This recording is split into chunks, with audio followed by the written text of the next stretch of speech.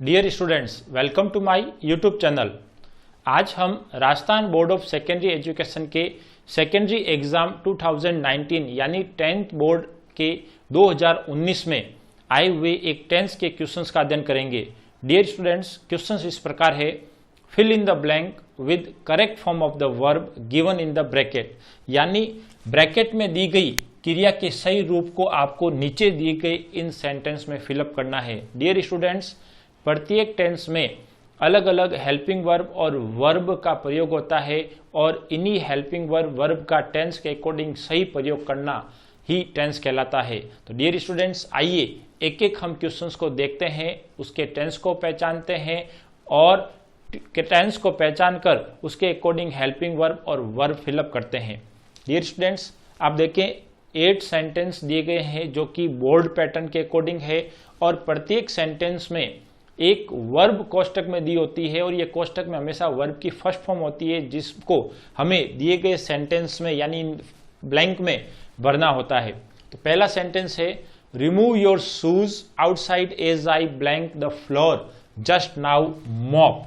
Dear students, कोष्टक में ये mop first form of the verb है जिसको हमें इस टेंस को पहचान करके फिलअप करना है। तो पहला सेंटेंस, रिमूव योर शूज यानी अपने जूते उतार दो, आउटसाइड बाहर, एज क्योंकि आई blank the floor just now, ये जस्ट नाउ एक एडर ऑफ टाइम है जो कि प्रेजेंट परफेक्ट टेंस की है और प्रेजेंट परफेक्ट टेंस में हेल्पिंग वर्ब होती है हैज या हैव प्लस वर्ब की third form.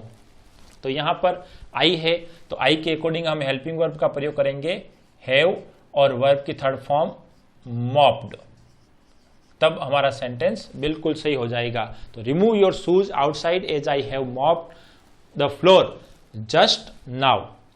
Second sentence, the all-round performance of the team blank the match against West Indies last week। Dear students, यहाँ पर आप देखें तो टीम के ऑलराउंड परफॉर्मेंस के कारण जो मैच है अगेंस्ट वेस्ट इंडीज देश के खिलाफ लास्ट वीक पिछले महीने, वर्ब की फर्स्ट फॉर्म यहाँ दी गई है विन यानी जीतना और विन की सेकेंड फॉर्म होती है वॉन। क्यों?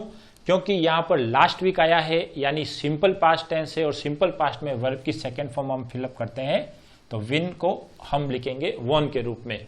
तो ये हमारा दूसरा सेंटेंस हुआ। आगे बढ़ते हैं थर्ड सेंटेंस में, ए स्टिच इन टाइम ब्लैंक 9, कोष्टक में दिया गया है सेव यानी बचाना।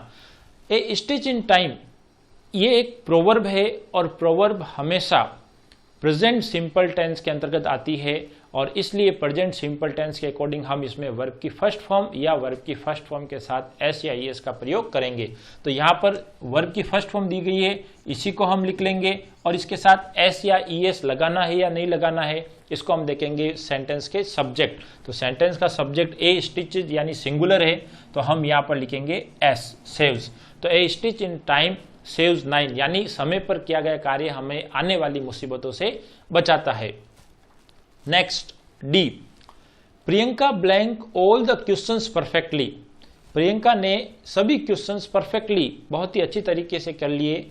The panel had to select her और पैनल को उन्हें सेलेक्ट करना पड़ा। डियर स्टूडेंट्स, यहाँ पर कोई भी एडर ऑफ टाइम नहीं दी गई है लेकिन आप दूसरे सेंटेंस को देखें तो इसमें हैड आया है और ये हैड पास्ट टेंस को इंडिकेट करता है, इसलिए हम यहाँ पर पास्ट टेंस की वर्ब भरेंगे। तो आंसर की इसकी सेकेंड फॉर्म हो जाएगी आंसवर्ड।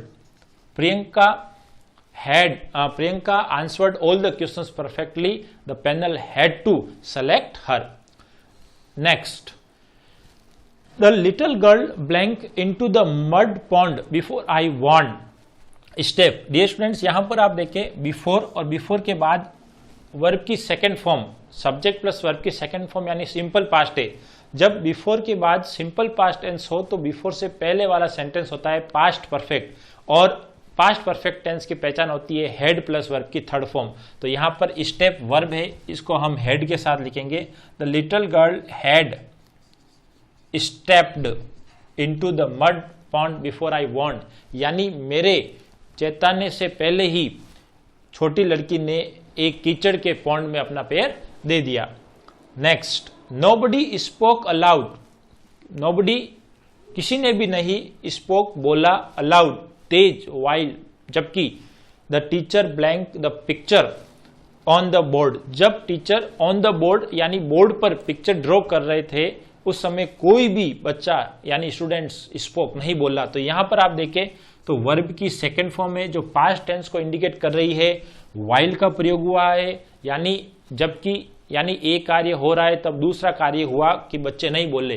तो ऐसी स्थिति में हम यहाँ पर पास्ट कंटिन्यूस टेंस का प्रयोग करेंगे और हम वाज वर, और यहाँ पर टीचर है सिंगुलर तो वाज, और ड्रॉ का हम लिखेंगे आईएनजी फॉर्म ड्रॉइंग। यानी जब टीचर अपना काम कर रहे थे तब किसी भी विद्यार्थी ने कोई बातचीत नहीं की। Next, please blank in a queue and कोष्टक में स्टैंड। डियर स्टूडेंट्स, ये प्लीज से स्टार्ट हुआ है और एक इंपेरेटिव सेंटेंस है और स्टार्ट में ही कोई सब्जेक्ट वगैरह नहीं है, केवल वर्ब की फर्स्ट फॉर्म फिलअप करनी है। तो ऐसी स्थिति में हम केवल वर्ब की फर्स्ट फॉर्म को ही फिलअप कर देते हैं। ये एक प्रकार का इंपेरेटिव सेंटेंस है। तो please stand in a Q यानी एक इंपेरेटिव सेंटेंस है, इसलिए इसमें हम टेंस वाले नियम अप्लाई नहीं करेंगे। तो simple please stand in a queue. Next, tomorrow is Friday.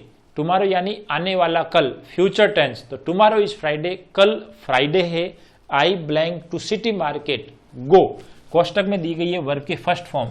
तो फ्यूचर टेंस और फ्यूचर सिंपल टेंस के अकॉर्डिंग हम यहाँ पर विल या सेल प्लस वर्ब की फर्स्ट फॉर्म का प्रयोग करेंगे।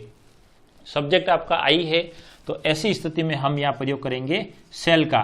तो I shall go to city market. Tomorrow is Friday, I shall go to city market. तो डियर स्टूडेंट्स, इस प्रकार हमने बोर्ड एग्जाम 2019 में आए हुए एक टेंस के क्वेश्चंस को सॉल्व किया और ये टेंस के क्वेश्चंस हमेशा एडवर ऑफ टाइम पर आधारित होते हैं। तो डियर स्टूडेंट्स, आज के लिए इतना ही। यदि आपने अब तक चैनल सब्सक्राइब नहीं किया है तो इस चैनल को जरूर सब्सक्राइब करें और बेल आइकन दबाना ना भूलें, क्योंकि मैं आपके लिए एक और ऐसी ही टेंस की एक्सरसाइज जो बोर्ड पेपर में आई हुई, बोर्ड एग्जाम में आई हुई है, उसको लेकर आऊंगा।